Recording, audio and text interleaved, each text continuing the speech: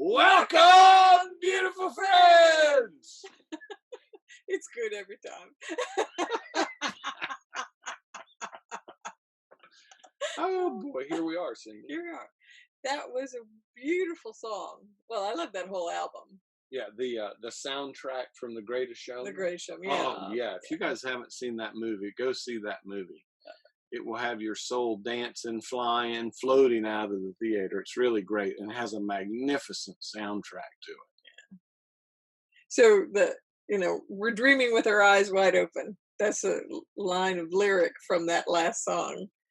And was it like you can't go back again to the world that you've been living in? Yeah. Yeah, Once you've that. seen it, you can't go back. Yeah. Rebecca, the Greatest Showman is the name of the movie. Hugh Jackman is the actor, and that's one of your favorites. You kind of think he's hot, don't you? Yeah. Good for you. Good for you. Okay, friends. So we have been playing in BBIP now for what? 2 months? Yeah. 2 months, and we began with. This is session 11. Is it? It is. I don't think so. I don't think we're double digits yet. I'm happy to be wrong. Oh, about last that. week was 9. This is 10. This is 10, double digits. Wow. So we began with just the very, very simple recognition of the light that we walk around in our everyday existence. And that light is an expression of our eternal being. That light is an expression of what God is as and through us. And we've been chasing all manner of ideas and concepts and everything under the sun. We've been trying to behave well. We've been trying to understand metaphysics. You name it. We've had a lot going on. But what if this very simple light, that is the light of the awareness in which we experience every moment of our life, is what we've been looking for? For God's sakes. Well, there's some like Zen parable, what you're looking for is what's looking. Mm. Or maybe it's the other thing. You're looking for what's looking. I don't know. I failed Zen koans. And it's okay, my light is still on. I don't get any extra points for knowing and deciphering the subtle meaning of every Zen koan, and neither do you, unless that brings you great joy, and I hope you'll do it. So we began exploring this light. What is this mysterious light? And unless someone here has discovered something that I have, it doesn't have an on or an off switch, this light. I cannot find anywhere in the vastness of my infinite consciousness where that light begins or ends, because it's so much greater than just our physical forms. Mm. And your light's just as fancy as my light, isn't it? Mm-hmm. It's kind of the end of specialness when you realize everybody's got this light of awareness. Because specialness is always a byproduct for minds. I know more than you do. Or my body's so-so and your body's any of that kind of stuff. So this light just is. None of us have to do anything to create it. We cannot lose it no matter how we use it. I would call that grace. Would you call that grace? Yeah, that works. Graceful, yeah, full of grace. So we began with just the exploration of that light. And then we took that temporal light, which illuminates our physical experience, and we began to explore using it to look beyond the temporary, beyond the transient, beyond the physicality, to show us the invisible, like spaciousness itself, what we call spacious presence. And lo and behold, what do you know? That light is so smart and so clever and so wise that it can reveal to us what we don't even have eyes to see. Wow, that's cool. That's the real internet, isn't it? That's where we go within and get connected to all things. So isn't it cool that this light that we are reawakening to as identity, as light itself, has the capacity, the incredibly creative and powerful capacity to limit its infinite nature and illuminate just one tiny point of view through one physical form. I don't know about you, but I think that might be the miracle of all miracles. It's pretty cool. And it does it without any conscious thought, without any conscious effort, without any striving, without ever getting tired, without ever becoming exhausted. It does it effortlessly because such is the nature of infinite power. So then we decided, well, while we're at this whole light thing, and we've discovered that our light is not only the light we walk around in every day, but it's this light that can also peer beyond the physical, beyond our senses, and report to us timelessness, or as you experienced with the wind chimes with Linda, even things about time, as that wind chime came into existence. So what if all we're doing here together is not learning new things, we're not learning new teachings, we're not mastering some techniques, we're merely recognizing, and that's why awakening is called realization, not improvement, not anything else. It's just realization. We're realizing our eternal nature and reawakening that capacity as light, as our identity, to inform and express our experience. That's cool. It is. And we did it with sound and silence. Is there anything else we've done? I know you and I have talked about a lot. I can't remember what we've done or what we haven't. We talked about taste, but we didn't do that with a group. Yeah, that's a difficult one to do with a group. It's great around a table where everybody can taste the same item at the same time. Yeah. But so we may not do taste. But you were going to share some things, weren't you? Now that I've done a little recap. Yeah. Okay. Yeah. It's all yours. So our question or invitation, I suppose you could say, to the group this past week was to see how we could use our light to hold the eternal and the temporal at the same time. And so I just want to share a couple of experiences with you that I have had this week that are, well, they're from a different perspective.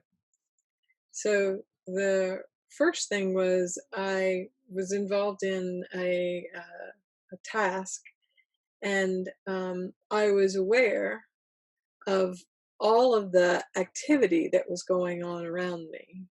We're having some construction behind our site, so there was big earth moving machines going all day long, and it was pretty loud. And then it was windy, so I was having all of this sensory input that was coming in, and then it was sort of like out of the corner of my eye, I got this little flash of perception. And the example that came to mind was, you may have had this experience where you suddenly see a reflection. It might be off a glass or a TV screen, or you might catch something quick in a rearview mirror, but it's another vantage point into the world in which we think that we're immersed in. And then you suddenly get this quick perception shift. And one of the things that I noticed was that this world that I would label as being real was so full of everything that I could perceive from a sensory standpoint. Too much to actually try to, no way they could be enumerated. Just there was so an immense amount of input available wherever I wanted to turn my attention. You're talking about the richness of the experience. Yes. The fullness. Yes. But in that flash, which I'm labeling as a reflection, it was as if I got an image of, quote, the earth world reflected back to me, and it was very still and very quiet. So that sensory input that our world seems to give us was not present in that reflection. Just this sort of not even the.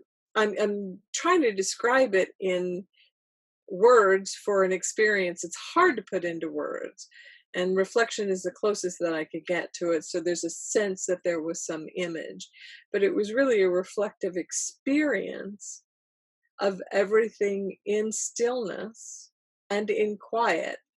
And in that instantaneous recognition, what I had was that I'm creating the entirety of my experience. So all that I might see outside of me is simply a construction within consciousness that I am fully participatory to. Um, you could say I'm creating the whole thing. And it was just this wonderful moment of insight that if I can create as abundantly as I can experience the world, then questions come up for, how grand is consciousness? How big is it? What's the scope of it? Um, can I touch the edges of it? And so I would share that with you as one of those things that came in that was a level of knowing that was different from the ordinary day, an insight into the capital K knowing. And then the second experience that I would share with you was, again, I was engaged in an activity that had all of and I'm tuning into the sensory input and looking for the blooming to happen. Could I sense it? Could I feel it? Could I lean into the blooming experience? And what came to me was just the words, I am. And then there's this pause, and then the word comes, existence. And in that recognition that that's really what I am, and all of the experiences that I participate in, they're individuated, they're temporal, but I am the fullness of existence. I am the capacity to have experience of any kind, any range, wherever I might. Again, I can't touch the edges of it. It's too big to really describe. And in that moment of recognition that all of this was available and it was rich and layered, and I was the capacity to hold all of that, there was also this capital K knowing that that's true for everybody else. Everybody else is also that capacity to experience their existence, their expression of existence in any way they choose. And it is that commonality that struck me. I have heard people speak before about their experiences of oneness. And I had this thought that I don't really know what that is. And as I leaned into the experience today, I had the recognition that without really being aware of it, I had some concept of what that experience of oneness would feel like. Now, maybe that's references to somebody else's story. Maybe it's a reference to something that I've read. But there was something that I thought was out there and that I hadn't yet experienced it. And I was creating my own obstacle to experiencing it by holding a concept, even if not really consciously, but holding a concept of what that might be. And in this moment, this recognition this afternoon, of that identity as pure existence, what came to me was that that's the oneness that we all share, that we're all the expressions of. And I was so grateful to be able to release any preconceptions that I had about what that might feel like, and the wonder and the joy in the experience, in the recognition that we exist, and we don't have to learn anything more. We don't have to earn it. We don't have to be worthy of it. We don't have to study. We don't have to follow a practice or a discipline. We don't have to rake over our past and evaluate why we did what we did, and we don't have to be anxious about what future action we might take, because all of that is just superfluous. It's just part of our collection of experiences. But what we are is pure existence, and the celebration of that. That that's what I am, and that is what every other being is. And that is the expression of the oneness that unites us all, that brings us together in union. And I think that's all I got to say about that. And I'm speechless. Well, practicing talking about it earlier today was helpful, because then I'm on a roll. There it all is. Suffice it to say, you had a pretty good day. I had a great day. I'll put that one in my little bag of experiences with a red check on it or something. Good day. So no death was required to know this oneness. No. There was maybe the death of an idea or a concept or a belief or something within your own being that needed to become transparent for you to have that experience, for you to welcome that knowing, that pure existence-ness. No. But then what loss was there in that? No loss at all. Just a simple letting go. And I'm thinking about all of the baggage that we carry about our human life, and about death, and all of that just seems so much nonsense. So much nonsense. That's brilliant. Yeah, it's just letting go, and our existence is unaltered. Our capacity to experience is unaltered by some temporary release of a physical expression. So are you saying you have always been, and you are now, and you will ever be? Yes. Congratulations. So there's capital K knowing for you. Capital K knowing. And it just was. You just knew it. Yeah.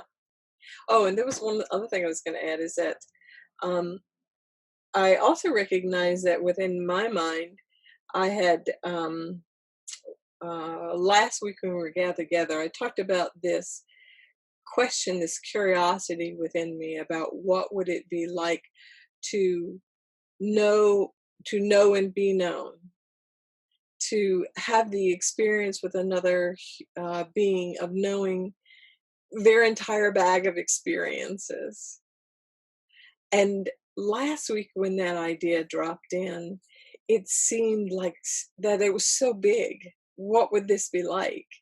And then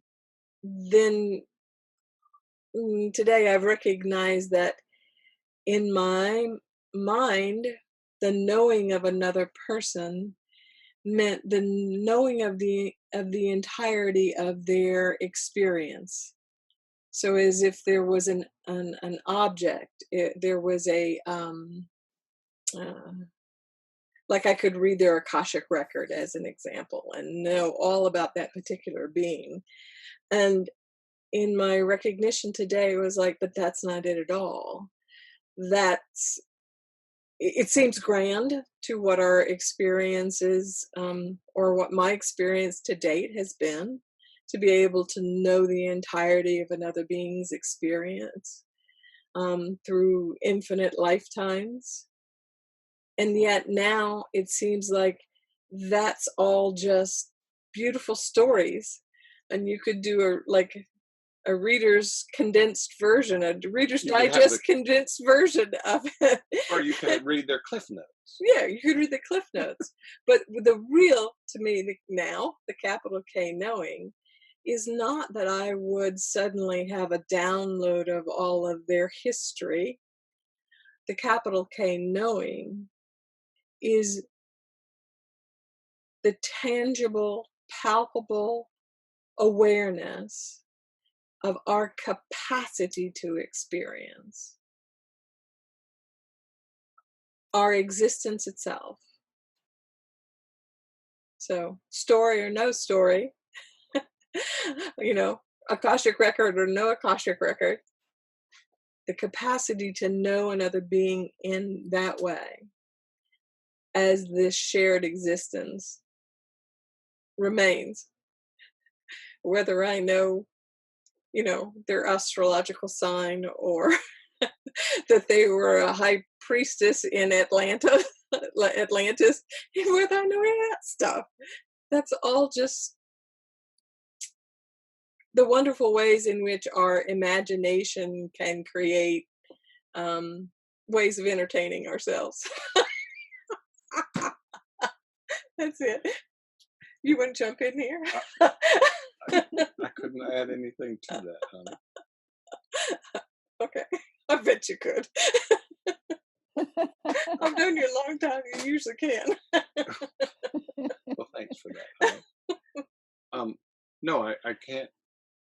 It's very beautifully done, and when it is spoken from someone's own direct knowing and experience, it's as good as it gets. Thank you. Yeah, come back. Thank all of you. Now what? No. Well, we could pick up the very simple laws of consciousness, which you've touched on. I exist. We can't change that at all. We exist. And that by we exist as existence of consciousness, not as these bodies, although we are having a temporary experience of them. We exist. We have the capacity within that existence to choose, and our choices create our temporary experiences or our stories, whether they're great stories of being a high priestess in Atlantis, or whether they're a story of being the betrayer called Judas.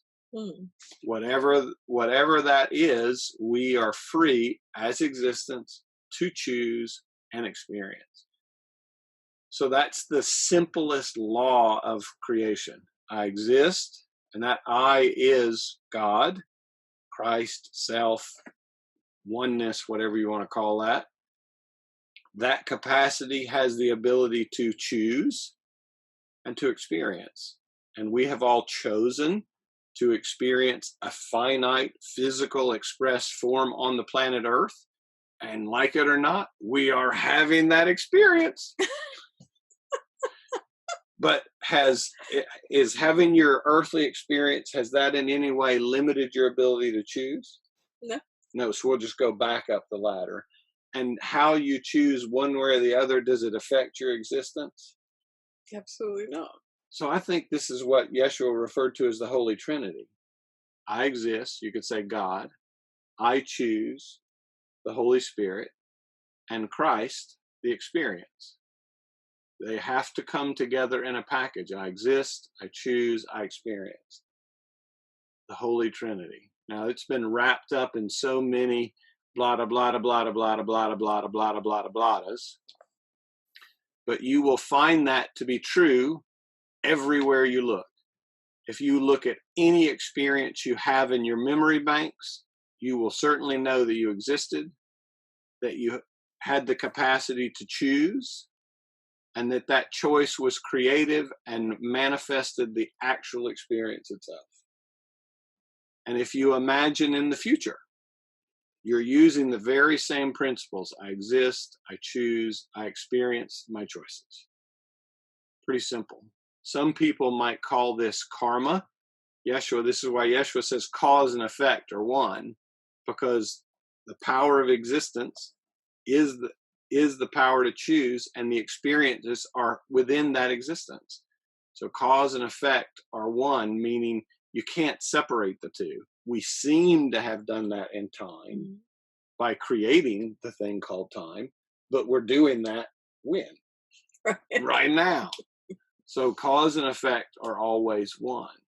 So when you really realize this, you will know in your own, you may start with a little k knowing of this idea, but you will come to capital K knowing that you are a creator, just like the creator, the created consciousness itself.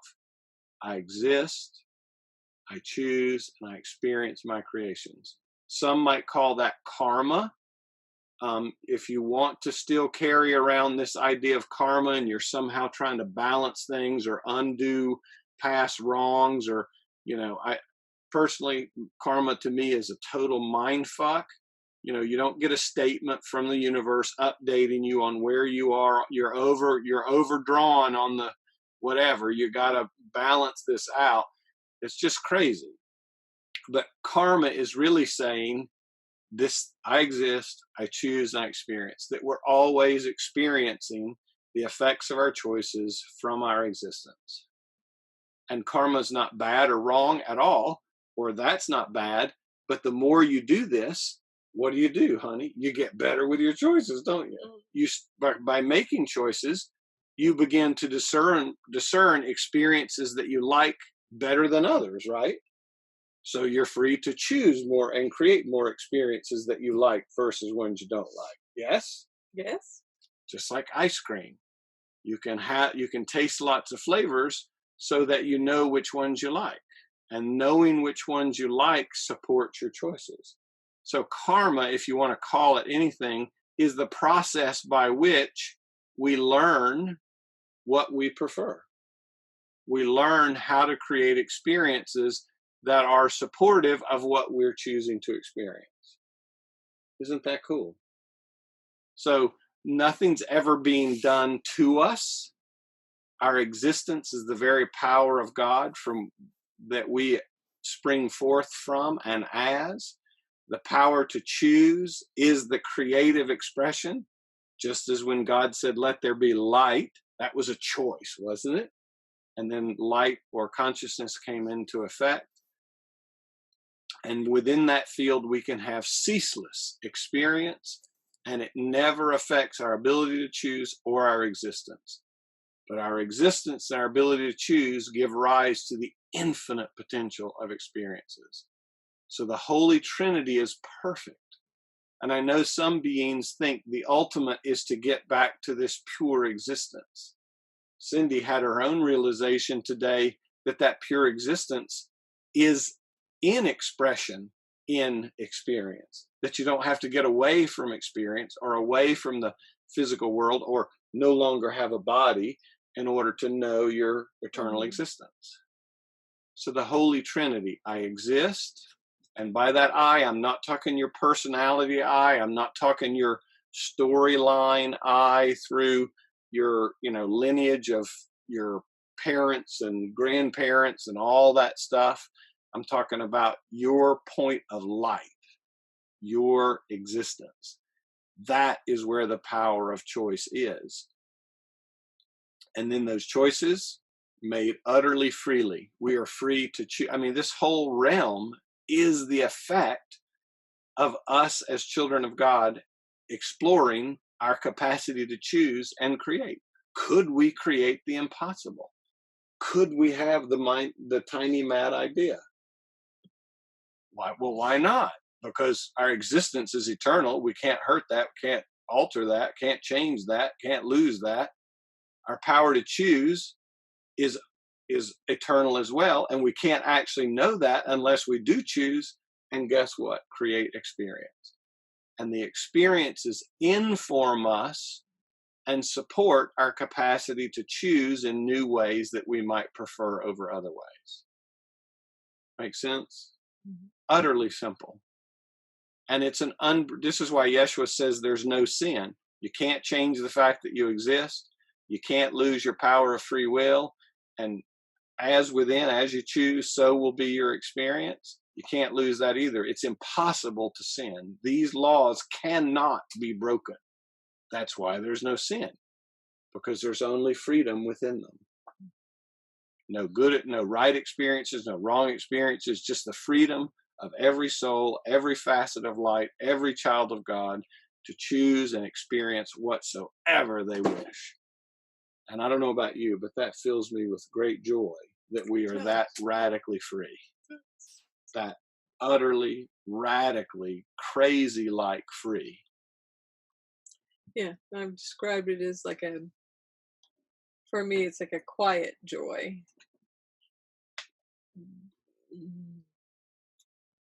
I was a little disappointed about that when I discovered that. Sure, because, I had a mental image that it would be like, woohoo!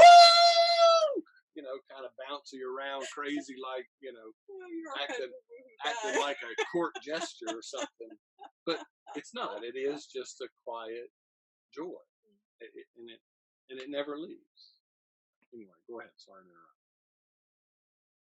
I don't know what I was going to say. I'm sorry, I wooed you and I befuddled you. Accompanied with that quiet joy is this just this sense of wonder and amazement that it's all here. How'd that happen? And that it can be experienced and that it can be shared. And then the quietness, I think, is a reflection of the peace that comes with that. Because when you know that, the things that arise within your life suddenly become, I don't know if transparent is the right word, but they just, they're going to come and they're going to go, and you can choose how you will experience them. What state of being you will receive that experience in and hold it within. You can let that come and go, and it's a knowing of your invulnerability.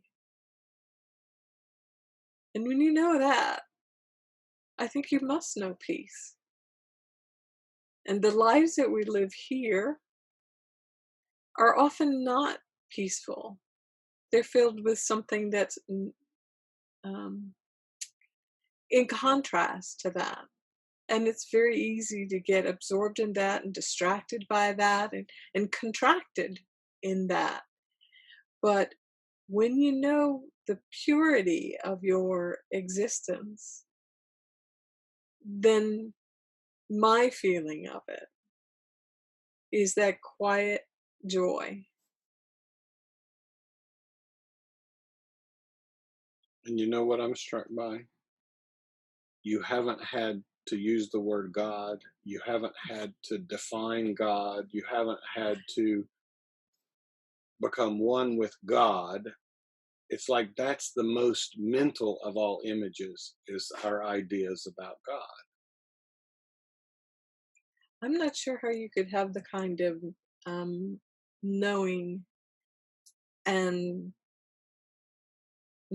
not know God, not know what God looks like, not have touched the face of God. Well, sure, but not because it know was you are God. Yeah, but not because it was something you have defined it to be or expect it to be or any of that. Right, stuff. all of that falls away in just the pure wonder of it all. Oh, So I can see Lewis's comment. So that experience as a priest or as a shepherd is just an experience, an exploration, if you will. Yes, it's just that, but not just the priest and the shepherd, the murderer, the sex addict, the druggie, the everything, everything, everything without exception is the free and unlimited exploration of what's possible. None of the experiences make us holy. We're already holy. That Trinity is wholeness. It is from that reality that we create and experience whatever we choose. But when we're trying to behave our way into being good enough, or to be loved enough, or to be self-worth enough, or any of that kind of stuff, we're still using that Holy Trinity, but we're using it to not know ourselves, but to try and become something we think we've decided we're supposed to be. And that is a great bit of suffering sometimes. So Deborah asks, why do we forgive? If there is no sin, in Way of Mastery, Yeshua talks about karma being neutralized by forgiveness. So help me understand if I'm mistaken. Forgiveness, as Yeshua teaches it, is never forgiveness for another. It is always our forgiveness for ourself, for the judgments that we have placed upon our experience and others. Because some people think they have to forgive in order to get God's love or whatever, but if we call this Trinity God's love, everyone has it.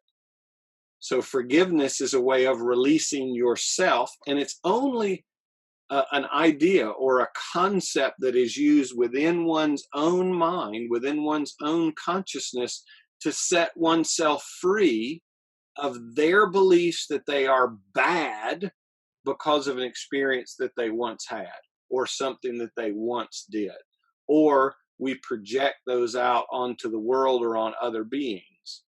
So he's very clear that forgiveness works, but that forgiveness itself is an illusion.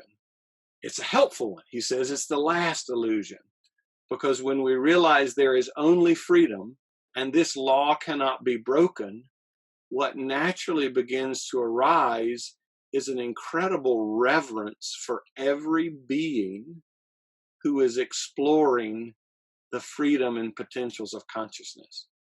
Admittedly, they may be doing it in ways that you don't choose to do, but thank God they're free to do so.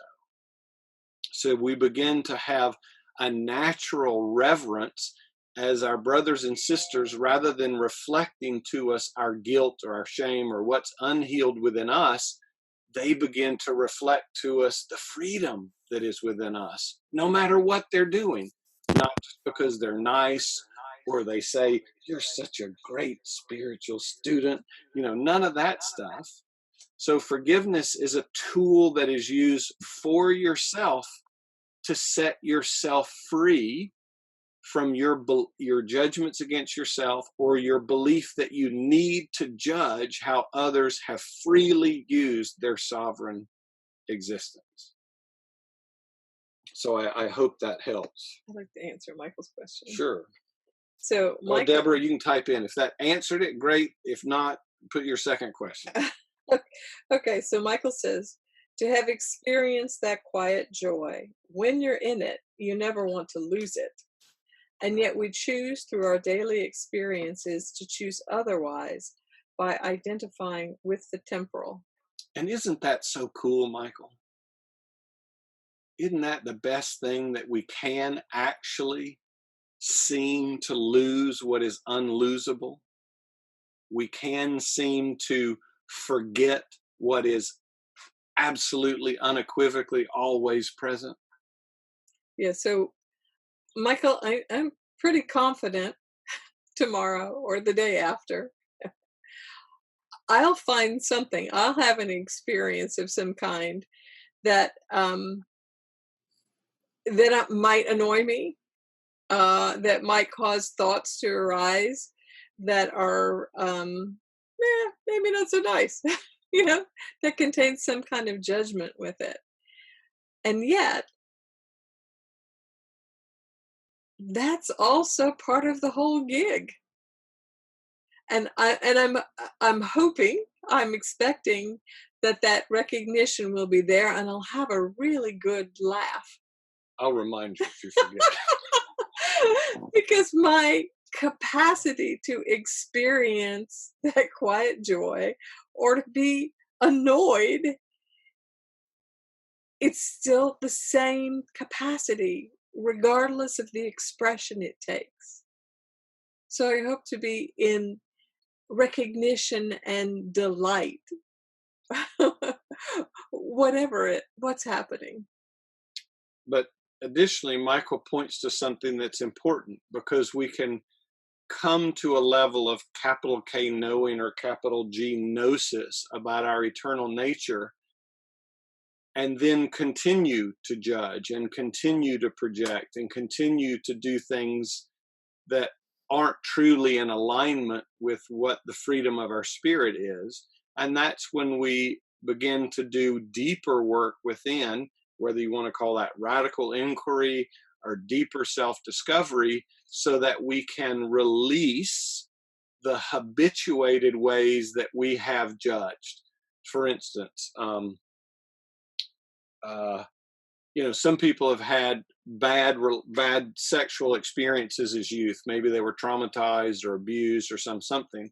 So they can take on very deeply ingrained beliefs and even embody those beliefs physically that sex is bad, or I'm unsafe, or the other sex is dangerous, or whatever those beliefs, unique beliefs might be. And having the realization that Cindy had today doesn't necessarily make all those things go away. They still need to arise from their unconscious state. We bring them into the light of awareness and re-know them.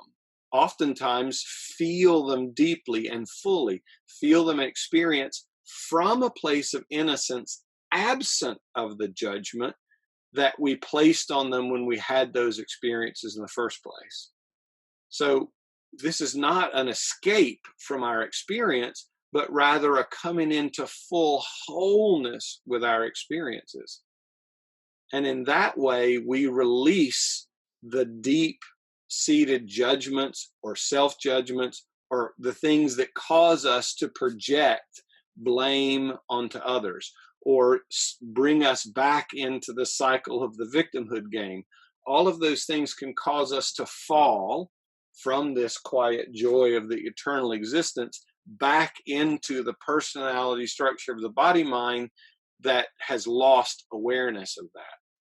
So the more we do that inner work, the more we do that releasing and holding an experience, that traumatized experience in the field of it. I existed then and I exist now. The experience didn't change that at all. The only way I can experience anything is that I had to have chosen it and that I've survived the experience. And judging that you chose it or being utterly unwilling to accept that you had any responsibility in the creation of it is denying your own eternal nature as a creator. So when we can come to that level of inquiry with great willingness, great curiosity, and great wonder, not to discover why the fuck did I make that stupid ass choice, but to come to how have I explored my freedom as a creator in that experience, and what has it taught me? How do I know myself more deeply and know my union with the creator even within that experience, so that I can release the judgments that I've placed on it, which have fueled my projections out onto others and to the world. And it's those projections and those judgments that constantly anchor us in their physical expression, our body-mind structure, that keep us separate from this existence, this quiet joy that Cindy had discovered for herself today. So I hope that makes sense, because oftentimes our body-mind structure doesn't want to deal with the stuff that's there. We just, oh, we want this truth and that'll fix everything. Well, it will, but that doesn't mean you don't have a journey to go through to come to embody it, because we went on quite a journey to embody separateness, to embody fear, to embody guilt, to embody shame, to embody doubt, to embody whatever our particular flavor of, how we wanted to experience separation. So this isn't nothing we've taught is a get away from yourself free card. It's a discovery of your creative self so that you can then look upon yourself from a new point of view. You can look up within and discover, wow, behold what I have created, what I've been able to create, and what that creation has birthed in me. And maybe your experience of trauma has taught you that's not the way people should act or behave. They're free to, but you have discovered, yeah, that doesn't work for you. That's a flavor of ice cream that you don't want to participate anymore. It doesn't make it bad or wrong for others to explore it, but you can say, wow, I've learned that's not an experience in creation I want to have or be a part of with others. And then you can set yourself free from that. So, and this kind of ties back into the forgiveness thing, but it's really about from this place of the Holy Trinity. I exist, I choose, I experience. It's from that place of power, that place of authority, that we can come to inquire within ourselves and release our past judgments or the ways we've habitually known and manifested and expressed our unique separation.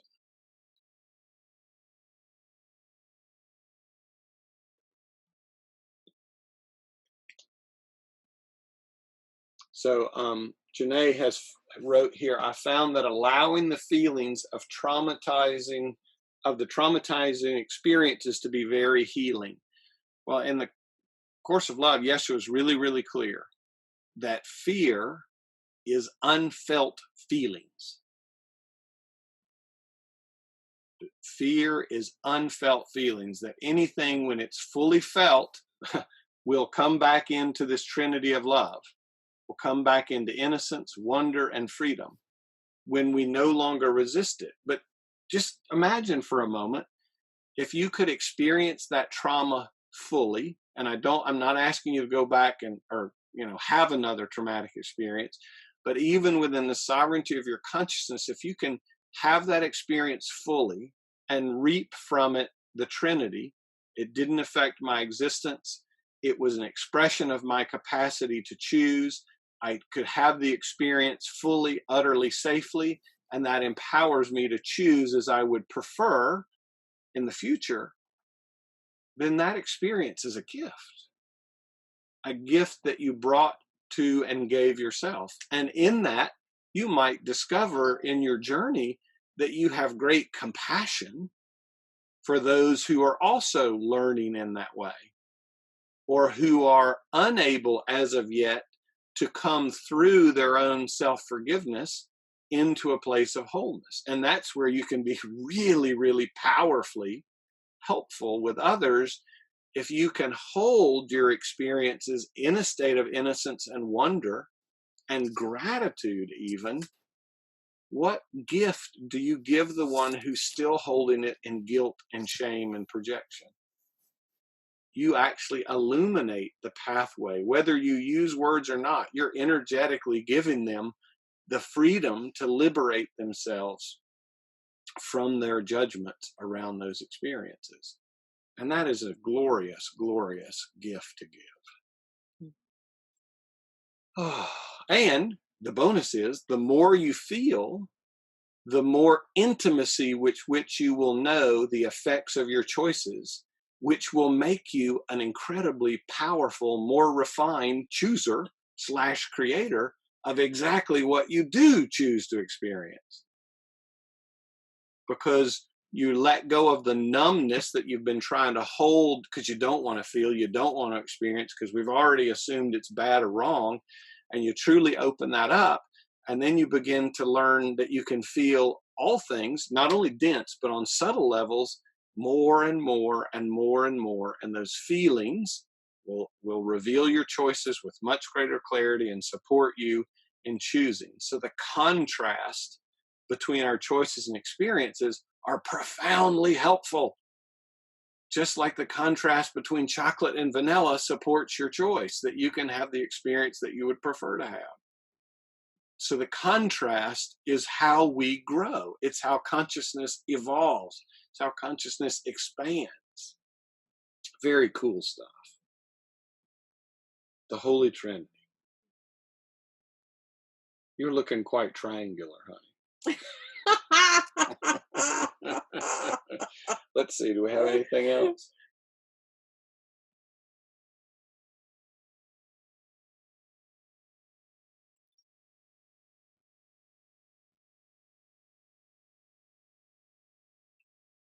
This question, if you want. Go ahead. I was reading above it. Janae says, I love all this. What about those who are choosing to suffer deeply? How do we feel compassion, or should we, when this experience is their choice? Well, how do we feel when those who are choosing suffering deeply? There isn't a law about how we feel. What are you going to bring to it from your existence, from your choice? What experience will you have, and will you offer them?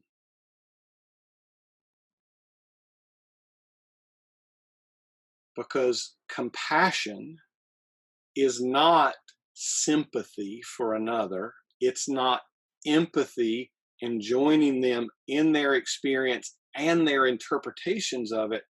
Compassion is a passion for our common union, our existence, our capacity to choose and to create our experience. That's our commonality, and it's a passion to honor that within self and all beings. You're free to choose to suffer along with them. I hope you'll learn your own lesson. Maybe that's not what you want to do anymore, since you're not going to get any God brownie points for it. You're not going to get a greater existence or more power to choose, or, some other experiences. So I choose, because I've come to know for myself that I choose to be in celebration for all beings, no matter what they're choosing and what they're experiencing, because for me, their experience expands our oneness.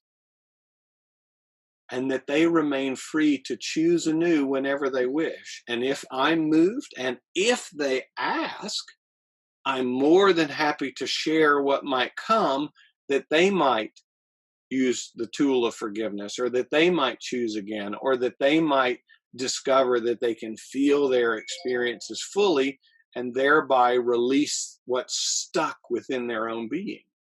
But that's my choice. I wonder what choice you're going to make. So I can be in quiet joy with someone while they're claiming and demanding to hold on to their doubt. Well, they're certainly free to do so. If they've used their existence to choose it and create it, who am I to run grab their doubt from them? That's like stealing somebody's ice cream. Why would you want to do that? But if they said, this ice cream tastes bitter, I don't like this anymore. Well, then, wow, what an invitation. Then you might offer another flavor. You might offer something that might be helpful for them. So there isn't a way to do it. How you will express your compassion, your passion for our shared existence, and this simple law that applies equally to all beings is utterly and freely your own. And thank God that that's the case. Thank God that that is a unique choice in the sovereignty of each soul to express as they would. So that there's not some, here's the holy way to behave, and we all better get that right. Well, then we're back to where we started.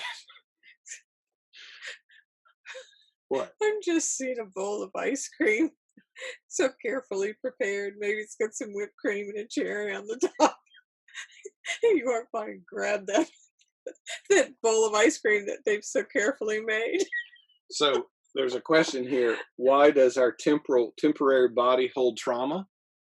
I think that's Lisa that It asked that is. question. Yeah. Lisa, um, where else you gonna put it? I mean, can your invisible, formless spirit carry around a bag of rocks? I mean, can it carry around these condensed vibrations? Can its freedom be limited? No, it's gotta put it somewhere that's already dense. That's the thing, is we try and hide it within, and when we do, it creates dis-ease and sickness. And those are the effects of our holding those things within. That's why when we truly forgive, the miracle releases those things, and the body doesn't have to indicate to us what we're unwilling to look at in our consciousness. So we carry it in our temporary body because, and get this, not only do we carry it in our body and do we manifest sickness as a result. I don't know about you guys, but I got some big love from my mom when I was sick. I mean, I learned early on that, wow, I get to get out of school. I get to eat the foods that I like. Mom pays extra attention to me. I might even get a trip to the doctor. And ooh, if I get a shot, I'm going to get an ice cream cone. Back I to mean, the ice cream. it goes on and on and on. So in this world, we've actually elevated holding these traumas and their effects. And in this incredible game of separation, it gets us sympathy, it gets us attention, it gets us proof of our unworthiness. And I mean, I've seen beings go from healer to healer to healer to healer, not that they're looking to being healed, but that each one is a proof nobody can heal me. See how bad I am, see how wrong I am, see how much I'm a victim, I'm mistreated, that God doesn't love me, blah, blah, blah. And that's the way they're using their Trinity. Perfectly okay. And at some point, that game will grow old for them. Even the deepest of suffering eventually gets to be too much. And something will arise somewhere in their consciousness. There must be a better way. And they will seek all manner of magical means initially to try and undo what they've done. But eventually they will come to, I exist, I choose, I experience, I have done this to myself. No one is to blame, not even me. But I can use that very same power however I wish. And if I could create that authentic an experience of suffering, I wonder if I can create an equally authentic experience of freedom and joy. Same power, same Trinity, same one. And we have it already. We don't have to pray for it. We've got it. Prayer is, how are you using these three things? We're always praying. We're always using our existence and the power of choice to create experience. You can't stop praying. To pray is to create experience. Not a right way, not a wrong way, but it's not asking for anything because we get it. We get what we ask for. And I'm talking about way deeper than just words in our mind, because we can ask for healing, but deep down inside, we want to be right about being a victim. So it's a deep, deep inner journey. And the more you awaken, the more you use the capacity of light to show you what's invisible in your own traumas, your own guilt, your own shames. Lots can be invisible within. Can't see them with the physical eye.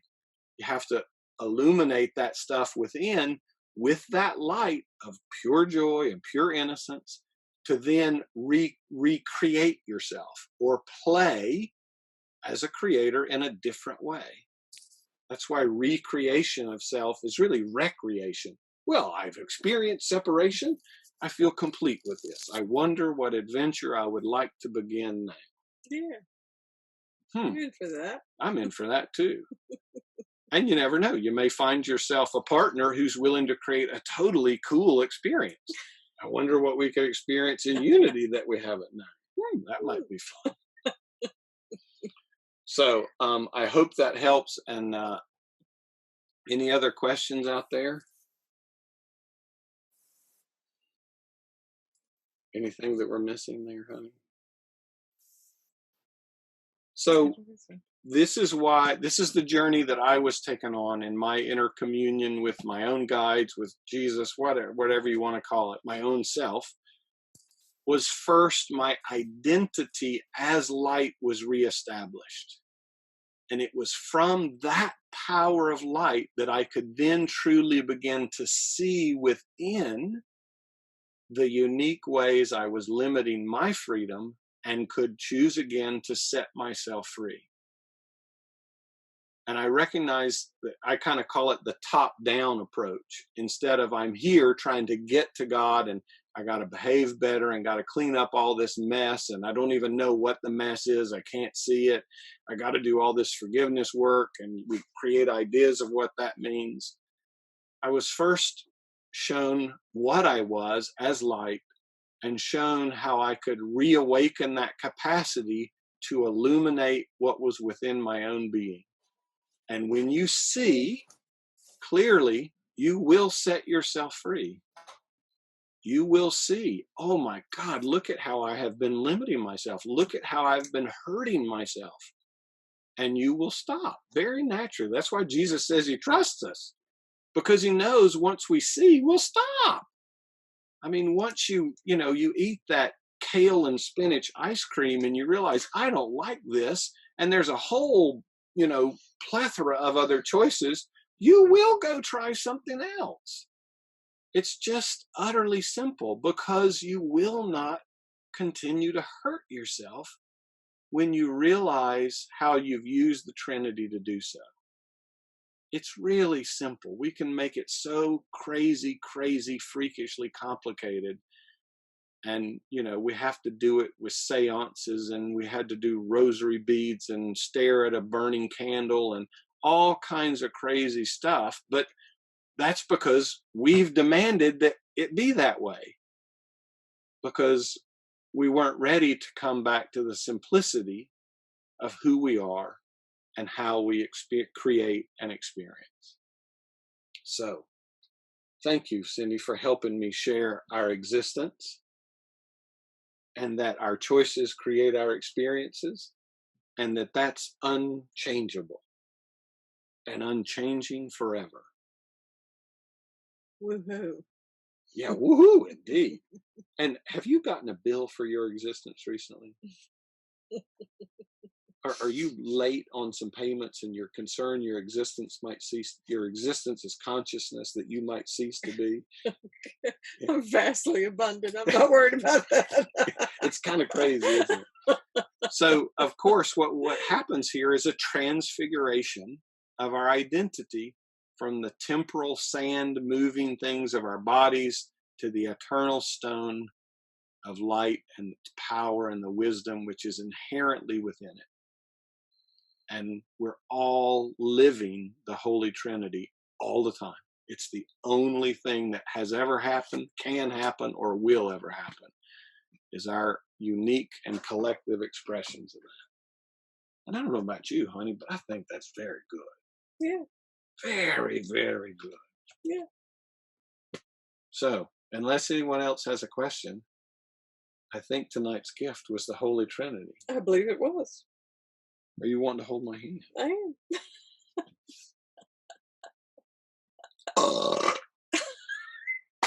You are one handsome devil. I've played that. I've played that too. I have the cape and the Cosmic Academy Award to show for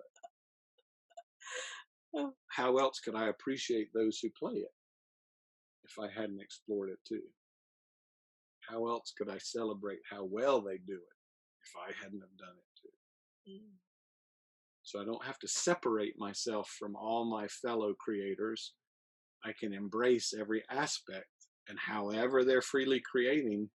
And isn't that the source? Isn't that the unconditional love of God, or what we call spacious presence?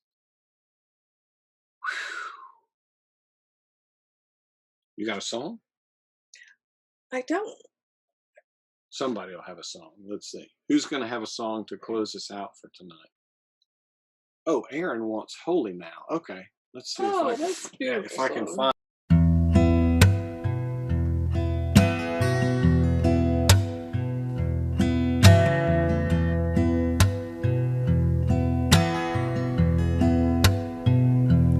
When I was a boy, each week on Sunday we would go to church and pay attention to the priest. He would read the holy word and consecrate the holy bread, and everyone would kneel and bow. Today the only difference is everything is holy now. Everything is holy now.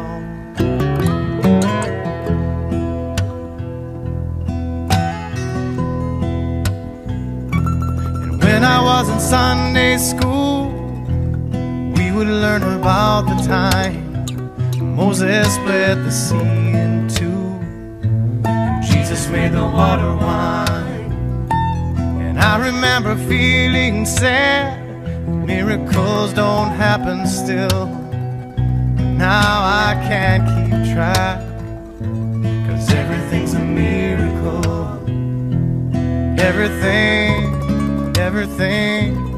Everything's a miracle.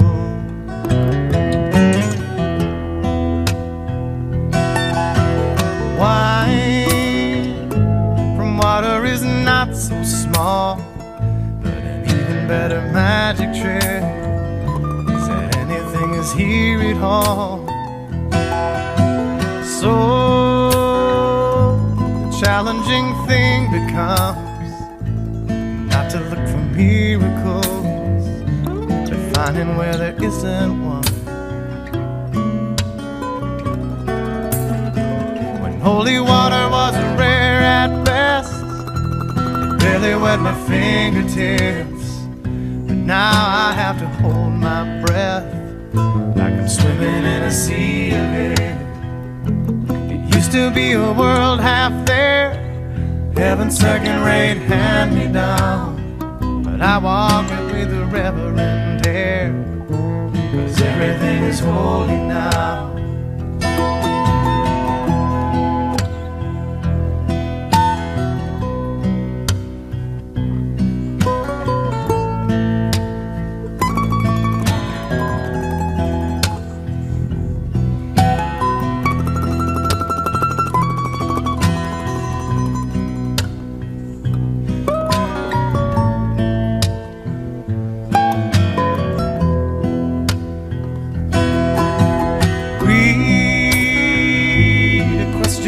Child's face, say it's not a testament. That'd be very hard to say. See another new morning come, say it's not a sacrament. I tell you that it can't be done.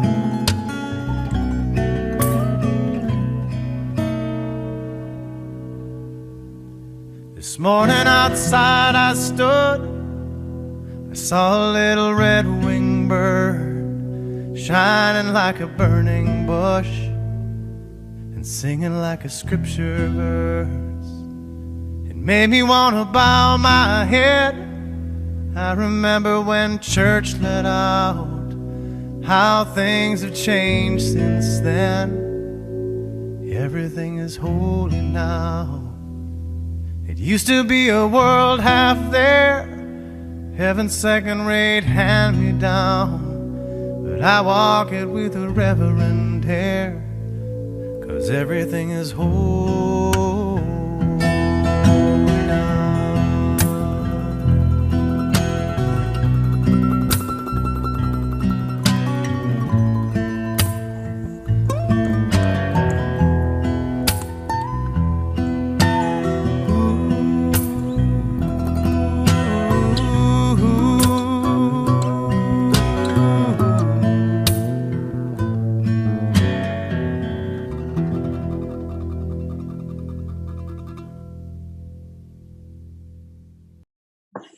Karen, thank you for Holy Now. Really, One of really my beautiful. all-time favorite songs. Thank you. You know, this may come as a total surprise to you guys, like you don't know it. But we love you with an infinite love. And a perfect peace. You are free! Yay! Play well, friends! It's great to see everybody. Thanks for coming to hang out with us. Love you guys. Thank you. Thank you. Bye. Thank you so much. Thank you so Bye. much. Beautiful. Thank you, guys. Bye-bye. Thank you. Play well. Very well. Bye. Love, love, love. Thank you. Want one of these?